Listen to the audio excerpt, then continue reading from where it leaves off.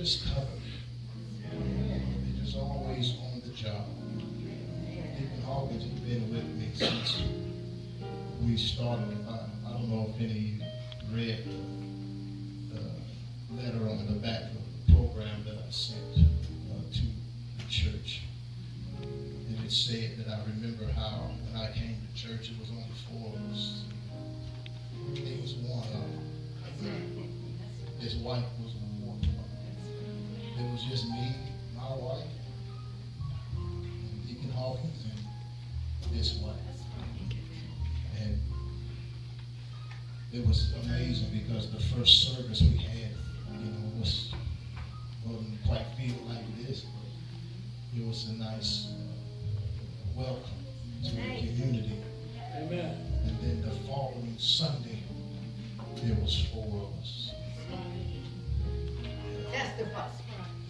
Encourage. Come on. It was just 4 of us. Amen. And they was coming from San Jacinto, California. They was driving an hour and a half to get here every Sunday. I don't think it was till last Sunday, last month when they missed a Sunday. Amen. I want to appreciate you for your faithfulness and your diligence. Thank you, Lord. Because I wouldn't know what to do. I'm new at this. I don't know nothing about being a pastor. I thought God was crazy when He kept putting it on my heart. Amen. I just knew that He wanted me to do this. But I had no clue how it was going to happen. I was searching for mentors. I was searching for pastors to tell me how does it happen, how does it work. I understand the church service, but when church is not in service, what do I do? Come on. That's right. And I was running into pastors and saying, man, I'm still trying to figure it out myself. I'm still trying to figure this out myself. I wouldn't know the first thing to tell you. And that's when I was praying. I was in prayer, and the Lord led me to the bishop. And it was amazing how that happened because we were just praying, we were just in prayer about it. And finally found a place where I can feel safe and accountable. Somebody who can call me on my stuff. Somebody who can sit me down and tell me and show me better ways. And tell you, I'm not trying to tell you what to do. I'm just trying to give you options. Amen. I don't think that He gave me an opinion that I ain't took yet, though. Amen. But these 5 here, Deacon Hawkins, he just awesome brother to me. Been knowing him for years. And before we opened the church, he would go with me everywhere when I was preaching in Los Angeles. All kind of revivals and whatnot. He was always there. Big John, I call him Big John. Because his name is John and he big. You can have that one, Pastor Frank. You can have that one.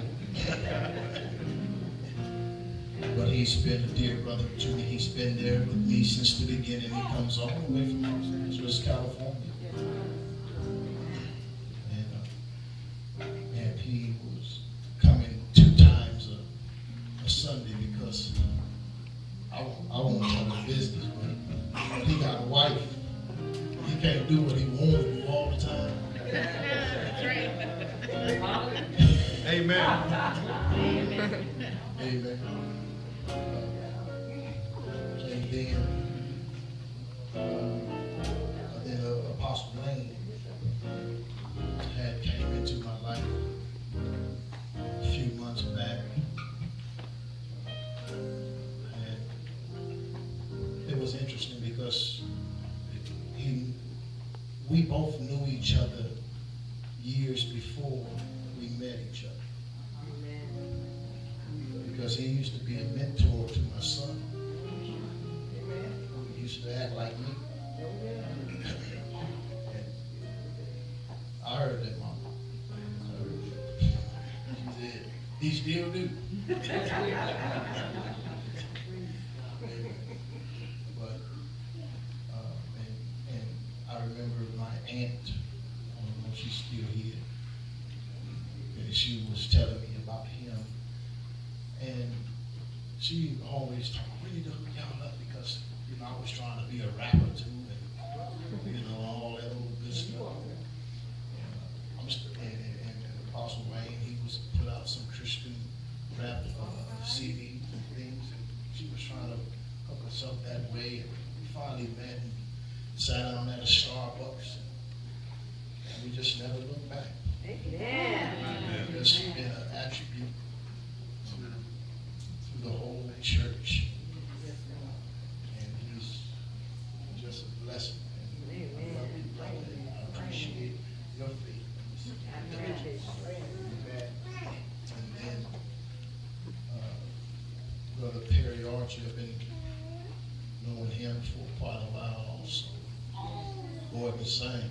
Yeah. Boy can sing. But he can preach too.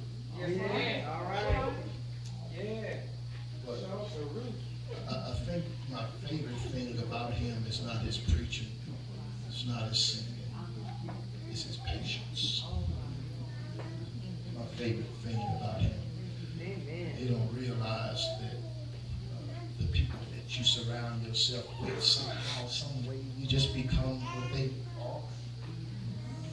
The Bible says that evil communications corrupt good habits, good manners. I'd like to say when I stopped hanging out with people who was corrupting my habits, a lot of my problems stopped. But I picked up some good things when I started hanging around with some good folks. And I believe just over the course of just, I don't know, just hanging around with him has really worked on my patience. I'm still working on my patience, but it's rubbing off on me. Amen. And I thank God for him. Amen.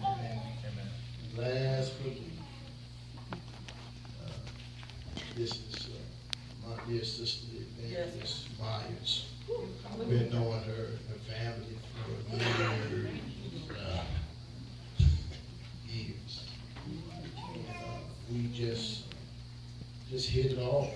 You know, we were talking about some things, and just what happened was, it was interesting because one day something happened on a Sunday morning, and everybody at the church was texting me, I'm not going to be able to make it this morning, Pastor. I won't be able to make it.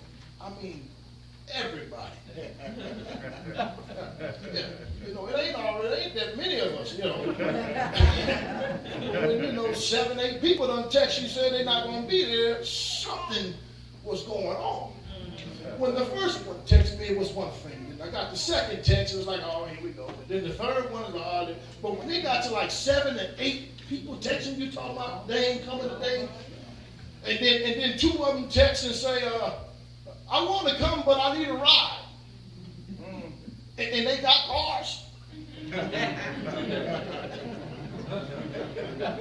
All I can do is look up to the heavens and say, something going on. This is not a coincidence. Something is going on. And I just started to pray. I sat down, I talked with Apostle Wayne that day. He said, I don't know, man. I said, you know what? The only people that didn't call me was the leaders. And so I said, well, this is a good opportunity for a leadership meeting.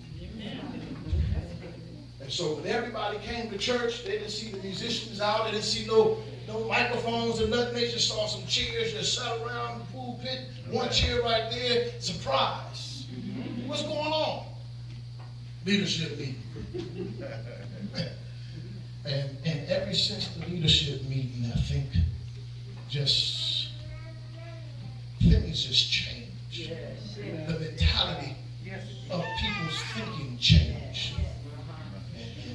And the Lord has been moving on the minds of those that will change. Yeah. And these five that are sitting here were the ones that came to the leadership meeting. They were supposed to be there.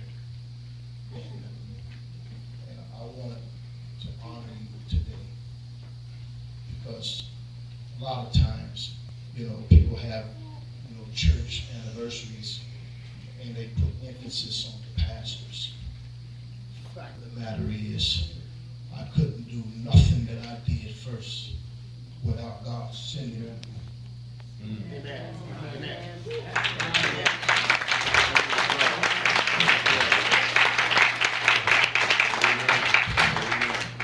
And you guys stepped in and you began to operate in the capacity and auxiliaries of this ministry like crazy. And I just want to make it official. So today, Deacon Hawkins, I charge you to the office of a deacon in this church, Atmosphere Faith Christian Center.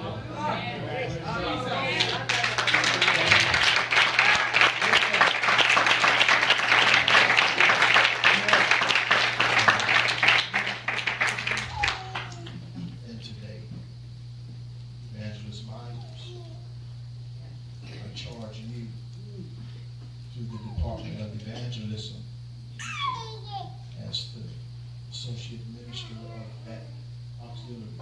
Amen.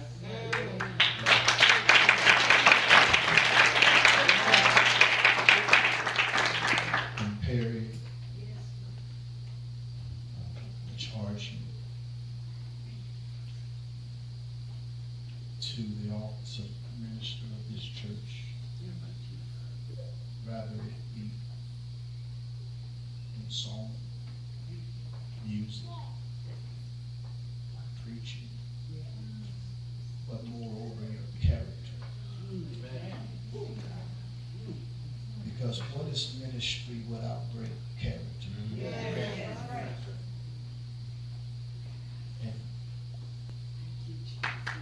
And Big John